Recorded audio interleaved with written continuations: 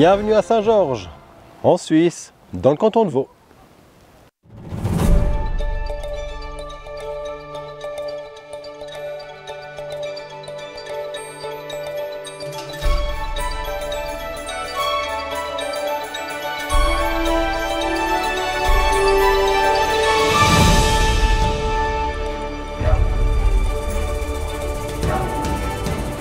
Le col du Marchiru se situe dans le massif du Jura. Il permet de relier le bassin lémanique où se trouvent des villes comme Genève ou Lausanne à la vallée de Joux, vallée très connue pour ses compétences horlogères.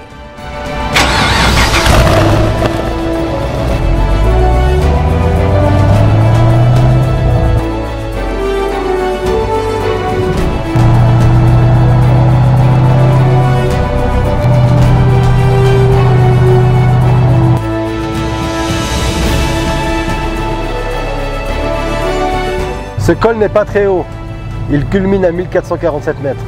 Les recherches ont démontré qu'il existait déjà au XIIIe siècle, en plein Moyen-Âge. Quand on habite cette région, ce col paraît bien ordinaire, alors qu'en réalité, il regorge d'histoires et d'endroits pittoresques.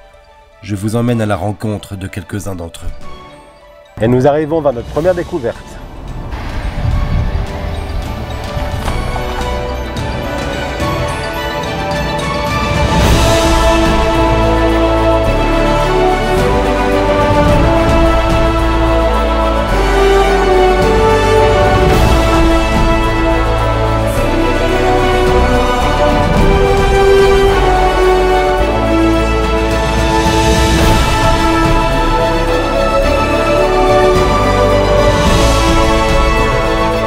Siméon Mélan était un messager, c'est-à-dire qu'il parcourait le col d'un bout à l'autre en marchant. Il transportait des messages et denrées alimentaires pour les habitants. Il était si lourdement chargé qu'il profitait d'une pause sous un grand sapin. On ne retrouve pas de date exacte concernant ce personnage, mais selon certaines sources, il serait né en 1695. Et voici d'où part le sentier du sapin à Siméon. Il s'agit d'un sentier d'environ 2 km, un sentier didactique. Grâce à 8 panneaux, vous pourrez découvrir plusieurs richesses du Jura vaudois. Le sentier commence ici, ça peut être une bonne balade. Allez, on va retourner sur la route et voir ce qu'on peut découvrir d'autre.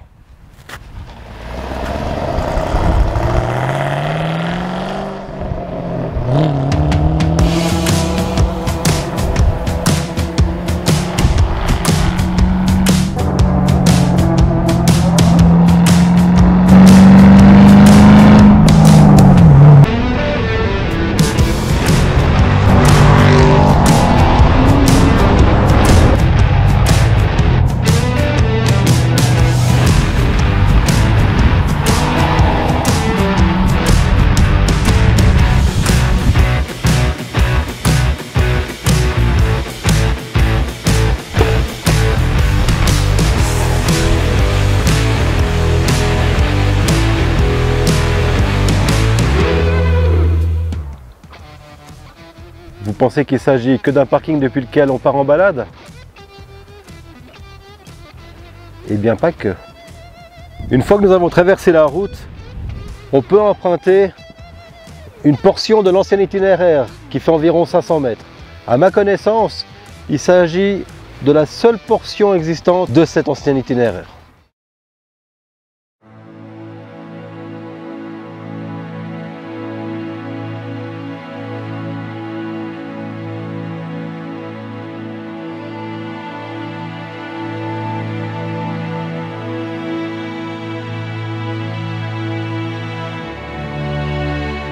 Selon moi, il est vraiment incroyable qu'on ait encore des témoignages comme ça de notre passé, un ancien tronçon. Malheureusement, il est assez compliqué de trouver des informations sur l'ancien itinéraire.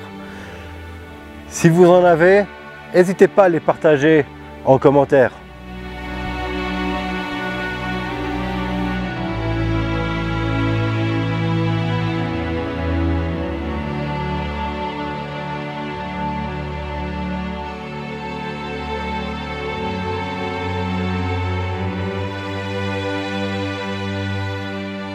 La suite de la vidéo continue 200 mètres plus bas, sur ce parking.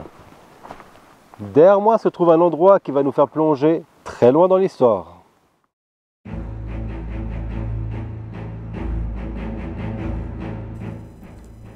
Dans cette sorte de petite vallée se trouve un trésor géologique. Il y a 150 millions d'années, le Jura faisait partie des fonds marins. Des géologues ont déjà trouvé de nombreux fossiles dans les roches. Une de leurs plus belles découvertes date de 1962, lorsqu'ils trouvèrent un bout de mâchoire, un tibia et un crâne d'un crocodile. Plus précisément, un Machimosaurus, une petite bête qui mesurait près de 10 mètres. Les ossements se trouvent actuellement à Lausanne, dans les dépôts du palais de Rumine. Vous pouvez parcourir cette région. Avec un peu de chance, vous ferez à votre tour une découverte. Dans le pire des cas, vous aurez profité de paysages magnifiques. Le magazine de l'Université de Lausanne propose un itinéraire afin de découvrir ces particularités d'un autre temps. Je vous laisse le lien en description.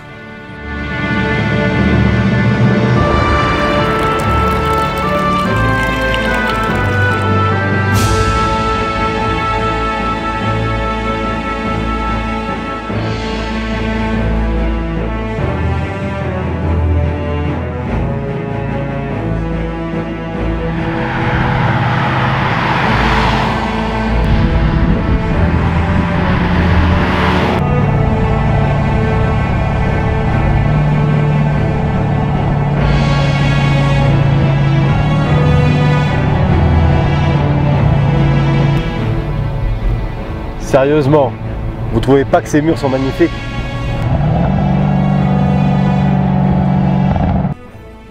Est-ce que vous vous êtes déjà demandé pourquoi ils étaient là?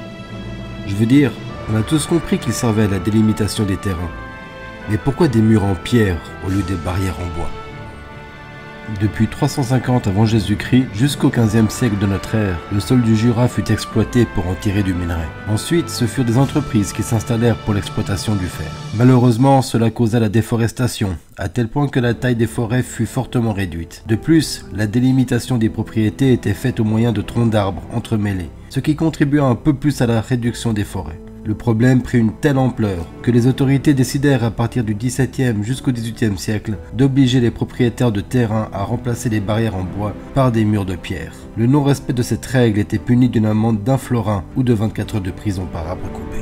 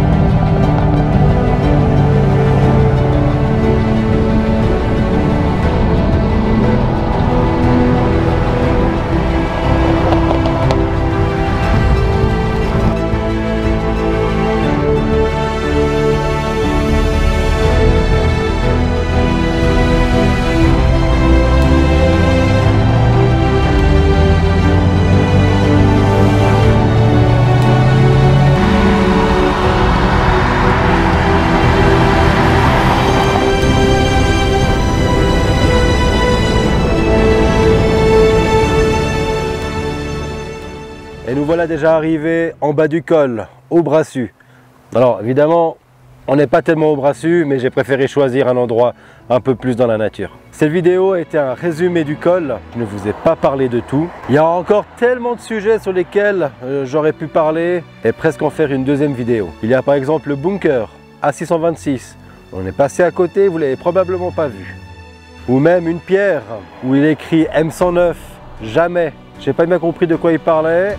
Après quelques recherches, il m'a semblé que c'était des personnes qui s'opposaient à un projet de l'armée. Si vous avez plus d'informations à ce sujet, vous pouvez écrire un commentaire. Il y a aussi le restaurant-hôtel. Beaucoup de gens s'y arrêtent, boivent quelque chose, mais l'histoire réelle, c'est que lorsque la route actuelle a été construite aux alentours de 1700, passer le col était très compliqué, surtout en hiver. Il y avait beaucoup de neige, du coup ils avaient construit cet hospice. Les gens pouvaient s'y arrêter, passer la nuit. Aujourd'hui on n'a plus tellement besoin de ça. D'ailleurs la route ici elle est déneigée en hiver. J'espère que vous avez apprécié la vidéo autant que j'ai eu du plaisir à la créer, à la mettre en place. Sur ce, moi je vous dis ciao.